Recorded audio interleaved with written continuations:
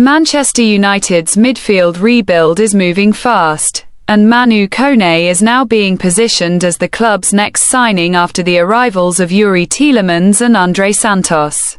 United's transfer activity has already delivered 3 new names this summer.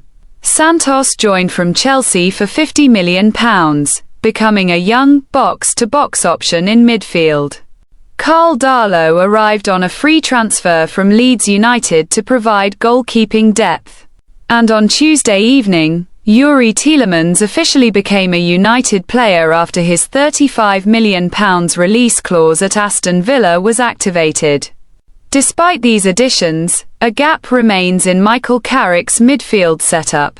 Kobe Mainoo, Tielemans, Santos, and potentially Mason Mount are all under 6 feet tall, with Mainoo's low-slung dribbling style making his 6-foot frame appear even shorter on the pitch.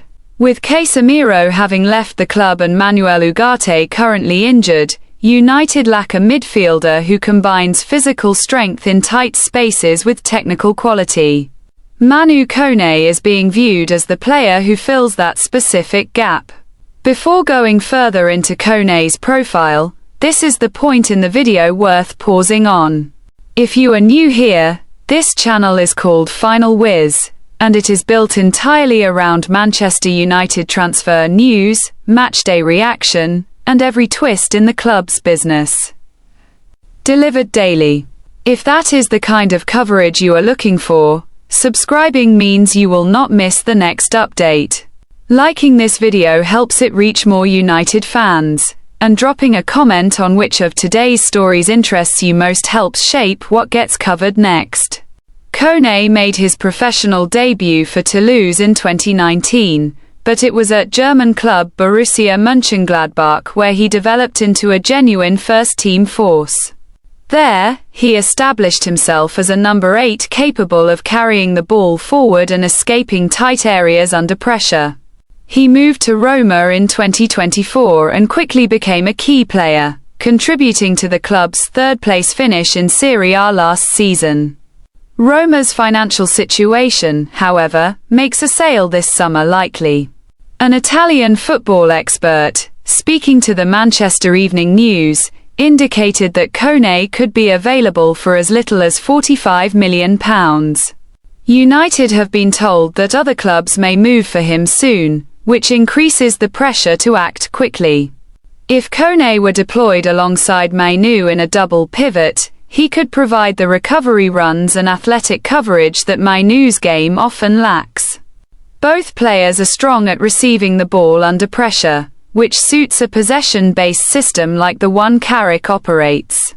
At 25 years old, Kone holds one of the best pass completion rates in Serie A and would add long-striding athleticism to a midfield that currently lacks it.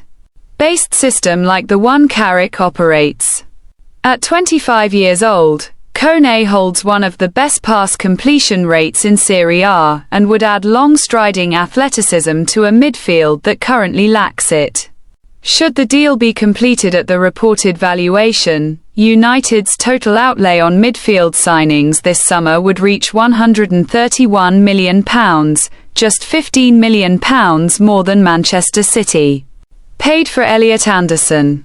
France's elimination from the World Cup at the semi-final stage, following a loss to Spain, is viewed as the trigger that gives United the clearance to pursue Kone formally. This mirrors how United moved on Tielemans shortly after Belgium's own elimination from the tournament, wrapping up that deal swiftly once the player became available to negotiate with directly. While the midfield rebuild continues, Marcus Rashford's hopes of returning to Barcelona have taken a further hit. Rashford spent last season on loan at the Catalan club, but Barcelona did not exercise the £26 million purchase option in that agreement. Barcelona have since completed a £70 million signing of Anthony Gordon from Newcastle and are reportedly working on a deal to sign Karim Adeyemi from Borussia Dortmund. Both players operate in the position Rashford plays, reducing his chances of a return.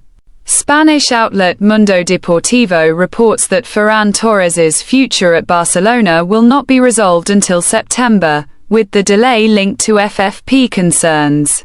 This leaves two outcomes for Rashford. Either Torres signs a new contract and Rashford's path back to Barcelona remains blocked, or Torres leaves the club after September, by which point Rashford's future will likely already be decided elsewhere. If you have a view on what should happen next with Rashford, drop it in the comments below. Every comment helps this video reach more United supporters, so do not hesitate to join the conversation. Away from the transfer market, Lisandro Martínez was seen comforting Kobe Mainoo after Argentina defeated England 2-1 in the World Cup semi-final in Atlanta. Martínez played the full 90 minutes plus injury time for Argentina, booking his place in a second consecutive World Cup final.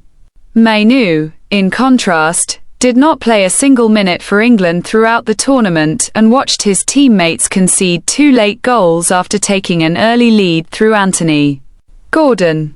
Despite the results separating the two players' tournaments entirely, Martínez was spotted seeking out Mainoo in the centre circle after the final whistle, where the pair embraced and exchanged words while their respective teammates either celebrated or processed the loss. Martínez was also involved in a separate, controversial moment after the match, having held up a banner reading a message about the Falklands in Spanish. Martínez will feature in the World Cup final at the MetLife Stadium on Saturday, while England return to Miami to face France in the third-place playoff. Mainoo is due back for pre-season training with United next month, having signed a new contract in May. Speaking at the time, Carrick said, "I've been hugely impressed with Kobe since I've been here. I think I've known him for quite some time in different capacities, but I've certainly been aware of him for a long time. He epitomizes this football club, you know, young players coming through the academy who live and breathe the club and come through with real talent. He's shown what he's doing. I think the last couple of games in particular, he's been fantastic. The natural thing and the evolution is to sign a new contract and everyone's over the moon with that, including me, because I think he deserves it.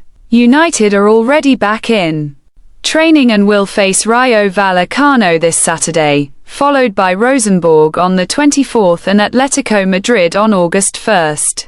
Turning back to the midfield, there is additional transfer history worth noting. Brazilian winger Lucas Moura nearly signed for United back in 2016, before PSG director of football Leonardo intervened at the last moment. Moura, now 33, later moved to Tottenham Hotspur for roughly £25 million, making 221 appearances for the club across 6 seasons before returning to Sao Paulo in 2023. Speaking to The Telegraph, Moura said, "I was very close to joining Manchester United. It nearly happened, but at the last minute, Leonardo called me and spoke to me and my parents. It was a very difficult moment because suddenly I had to make a choice when I thought I was joining Manchester United. I thought about it a lot. I talked about it with my family and I made my choice. Football is like that. You have to choose a team." That same uncertainty is now surrounding United's pursuit of Brazilian midfielder Ederson. The deal, once considered close, has run into complications after medical examinations flagged concerns over a knee injury sustained last season. A fee of £35 million plus £3.8 million in add-ons had reportedly been agreed roughly 6 weeks ago, with completion expected in early July. However, Ederson received a late call-up to Brazil's World Cup squad and completed part of his medical in the United States before further assessments followed Brazil's round of 16. Exit to Norway. Sources in Italy suggest Atalanta are prepared to offer Ederson a new 5-year contract, though United have not ruled out proceeding with the signing and may attempt to renegotiate terms. Elsewhere, United remain in contention to sign £85 million rated midfielder Aubadi. According to Team Talk, Manchester City had been considered favourites for the 18-year-old after signalling willingness to loan him back to Lille. However, City's director of football. Elsewhere, United remain in contention to sign £85 million rated midfielder Aubadi. According to Team Talk, Manchester City had been considered favourites for the 18-year-old after signalling willingness to loan him back to Lille. However, City's director of football, Hugo Vanna, has reportedly made clear that the club wants the player immediately, reopening the race for his signature. In addition to United and City, Arsenal, Liverpool, and Chelsea have also expressed interest. Chelsea are said to be the club most willing to loan Aubadi back to Lille, which would be his preferred option, though Chelsea currently lack Champions League football. Lille are reportedly holding out for a fee in the region of £100 million. Given the relatively low cost of the Santos and Tielemans deals, United are believed to still have significant room in their transfer budget. Who do you think wins the race for this midfielder? United, City, or a surprise bidder? Leave your prediction in the comments section below. Finally, the Argentine press has published its verdict on Martinez's performance in the semi-final win over England.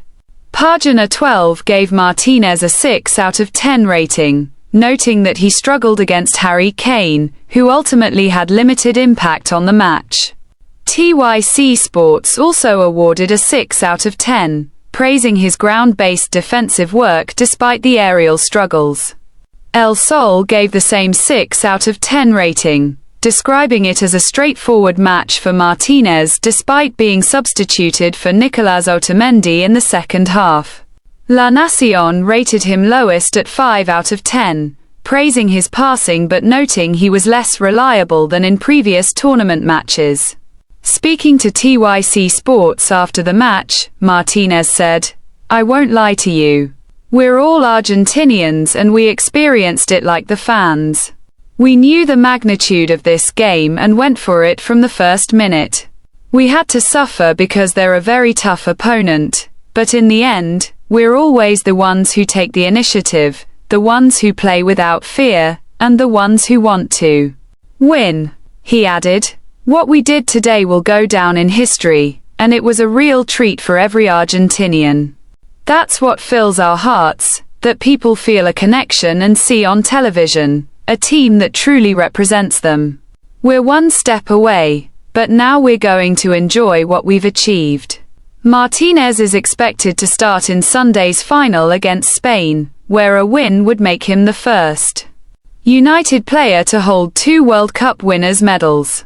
That covers today's biggest Manchester United stories. If this video kept you informed, tap like, subscribe to Final Whiz, and turn on notifications so the next update on Kone, Rashford, or Oubadi reaches you the moment it breaks. Let us know in the comments which midfielder you want United to sign next.